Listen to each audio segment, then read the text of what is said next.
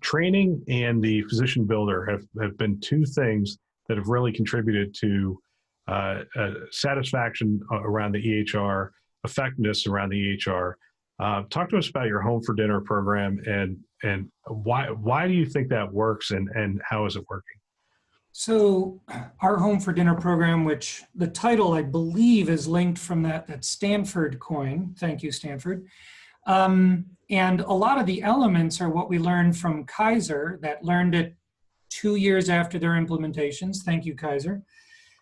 There's only common sense. Peers and colleagues train each other in the more efficient use of the tools.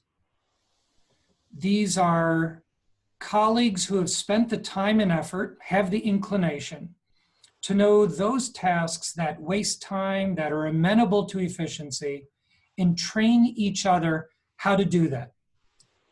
Preference lists, modifications of the screens that are most commonly used to provide some degree of automation, those things that are most commonly done. And often, like so many things in life, it's these small incremental improvements that add up over time, a day. You know, saving a half an hour a day might not seem like a lot until you realize that over a month and over a year, you've saved several days worth of nighttime work, things like that.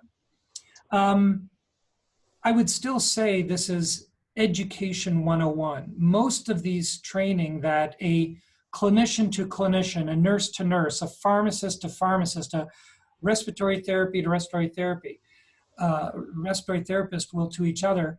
These are things where I know what your issues are. And I know if you did these 2 or 3 things, you would shave this kind of time. Thank you. You know? So there's peer trusting, there's very simple things. And then once you get that done, then there's more advanced. Sometimes it's the teamwork. In basket, I talked about that earlier. Everyone who deals with in baskets know that it's really a team effort.